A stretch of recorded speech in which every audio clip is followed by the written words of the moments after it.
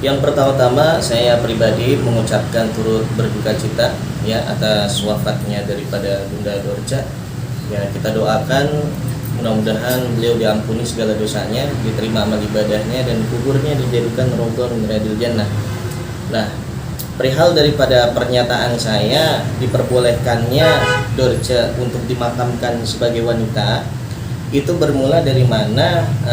Saya ini kan mengurus daripada surat wakafnya ya, yang ada di Lubang Buaya, wakaf masjid. Di situ memang beberapa pengurus masjid ataupun dari orang yang kenal dengan Dorca itu mengatakan bahwasannya beliau lahir dalam keadaan khunsa muskil. Nah, di sini khunsa muskil di sini jadi ada seseorang memiliki yang mana kelamin ganda di sini boleh memilih apakah dia itu boleh laki ataupun perempuan. Sehingga dalam perjalanan hidupnya Dorca ini kan telah melakukan beberapa proses baik di medis maupun di penetapan secara pengadilan kan gitu. Secara diagnosanya dari hasil laboratorium, diagnosis dokter itu menunjukkan bahwa hormon beliau ini lebih kepada perempuan ya, lebih kepada perempuan, sehingga dilakukanlah yang namanya permohonan untuk diganti jenis kelamin. Keluarlah penetapan dari pengadilan yang menetapkan bahwasannya yang bersangkutan ini perempuan. Nah, dalam kaitannya pernyataan saya dibolehkan dia untuk dimakamkan sebagai wanita ya, beliau dimakamkan sebagai wanita karena memang informasi yang saya dapat itu beliau adalah khunsa muskil, yang dimana agama memperbolehkan bagi khunsa muskil dimakamkan sesuai jenis kelamin yang mana pada saat itu dia itu dominan. Seumpama ada kelamin ganda dia lebih dominan pada laki, berarti saat dia meninggal dunia ya dimakamkan layaknya sebagai seorang laki. Nah, kalau dia lebih dominan hormonnya kepada perempuan dan kemudian telah menempuh daripada proses hukum sehingga dia ditetapkan sebagai perempuan, maka dia berhak untuk dimakamkan sebagai seorang perempuan. Jadi di sini nggak ada kaitannya saya tuh merubah daripada hukum syariat, nggak ada gitu. Karena syariat berkata demikian dalam artian pengecualian khunsa muskil, maka diperbolehkan seseorang memilih daripada jenis kelamin yang mana dia itu lebih dominan, seperti itu ya. Pak, kan tadi keluarga juga sempat menegaskan kalau katanya kita akan melakukan proses pemakaman sesuai dengan kodratnya awal lahir, walaupun tidak secara gamblang dan secara laki-laki.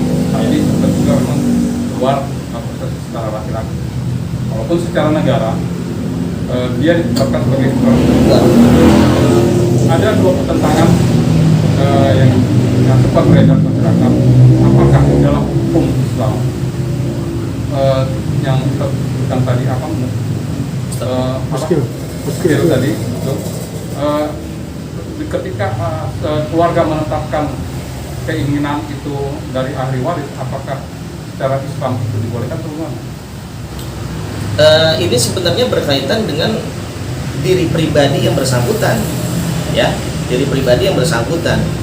Nah, untuk yang lainnya ini kan memang kan banyak perbedaan pendapat ya. Apa sih yang disatakan ahli waris? Kalau ahli warisnya kan berarti kan keluarganya dari saudara ya gitu. Jadi dalam kaitannya ini saya tegaskan lagi, seharusnya memang kita sebagai masyarakat juga harus bijak dalam menyikapi statement seseorang gitu ya kan, menghormati daripada pesan seseorang, apalagi almarhumah ini berpesan punya ada wasiat dia saat hidupnya ingin dimakamkan dengan cara apa ya. Dan juga saya berpesan kepada teman-teman dai, pada teman-teman ustadz ya, yang mana dalam kaitannya kita tugas kita ini hanya menyampaikan, enggak lebih dari situ, enggak lebih. Kita ini menjustifikasi seseorang, menjudge seseorang ya, karena Al-Quran mengatakan, Allah berfirman, fadzakir innama anta mudzakir, berikanlah peringatan. Sungguh engkau hanya bertugas untuk memberikan peringatan, bukan merubah daripada kondisi hati seseorang. Kita sebagai ustadz hanya memberikan peringatan bahwa hukumnya seperti ini. Lebih dari itu kembali kepada masing-masing.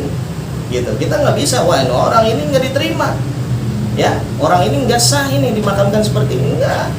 Sekarang begini, kondisinya ada orang yang meninggal dunia tenggelam di dalam laut, ya.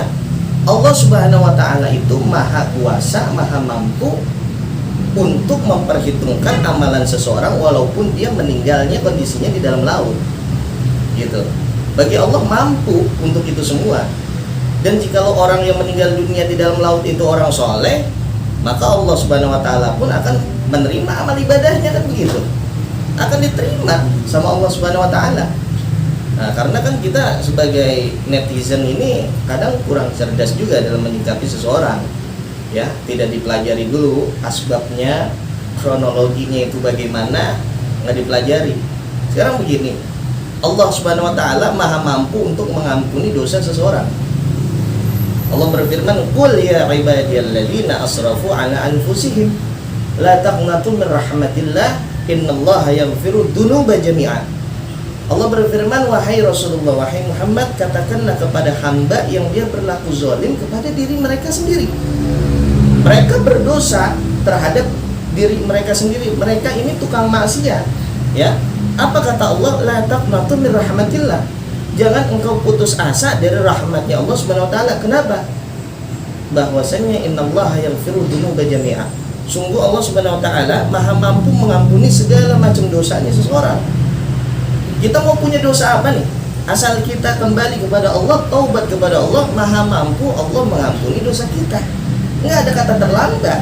Apalagi Rasulullah mengatakan, innallaha yaqbalu taubatal 'abdi ma lam yughargir. Sungguh Allah Subhanahu wa Ta'ala akan menerima taubatnya seseorang sebelum nyawanya sampai kepada kerongkongannya. Lebih ekstrim lagi, ada riwayat mengatakan bagaimana?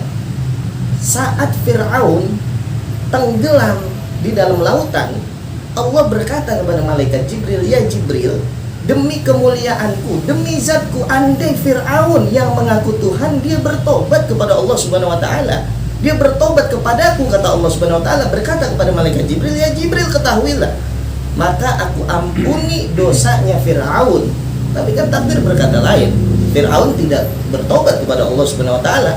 Andai Fir'aun bertobat, maha mampu Allah untuk mengampuni daripada dosanya Fir'aun. Apalagi ini, ya, dalam kaitannya ini nggak ada kita tuh menjat seseorang, wah diganti kelaminnya ini atau segala macam, dia udah dosa, dia nggak diterima sama Allah. Auzubillahi min dzalik. Al-insan mahallul khata' wa nisyan. Manusia itu tempatnya salah, tempatnya lupa. Dari kita semua di sini siapa yang nggak punya dosa? Ya, terkadang kita lebih sibuk memperhatikan daripada dosa orang lain ketimbang dosa kita sendiri. Gitu. Oke, manusia bukan tempat untuk menjudge, ya kan? Manusia bukan tempatnya untuk menjudge bahwa itu benar atau salah, diterima atau tidak diterima. Mungkin apa yang ingin disampaikan kepada masyarakat agar wacana ini sebenarnya dihentikan, supaya kasihan almarhum ataupun almarhumah ya tenang di sana. Ya. Jadi begini, kita yang sebagai muslim patut kita ketahui bahwasannya Rasulullah mengajarkan kepada kita untuk membicarakan orang yang telah meninggal dunia dalam hal kebaikannya. Apabila almarhum ataupun almarhumah dia punya jasa di saat hidupnya, maka kita bicarakan jasanya, prestasinya. Tapi siapapun orangnya, tatkala di masa hidupnya ada kekurangan, maka kita sebagai muslim dilarang oleh agama untuk menceritakan kejelekan orang yang telah meninggal dunia. Ya, makanya hati-hati, netizen di sini hati-hati. Tatkala ada public figure yang kita lihat kurang dalam amal ibadah, lebih baik ya kita kembali kepada ajaran agama kita. Dilarang untuk membicarakan daripada aib orang lain, apalagi orang tersebut sudah meninggal dunia. Apa kewajiban kita bagi yang masih hidup? Satu, mengambil daripada ibrah ataupun pelajaran dari orang-orang yang sudah meninggal. Karena apa? Kasunnas aktsaruhum dzikra limaut. Ya, secerdas-cerdasnya manusia itu adalah dia yang paling pandai untuk mengingat daripada kematian. Satu. Yang kedua, mendoakan. Karena orang yang meninggal ini butuhnya dengan orang yang masih hidup adalah apa? Mendoakan.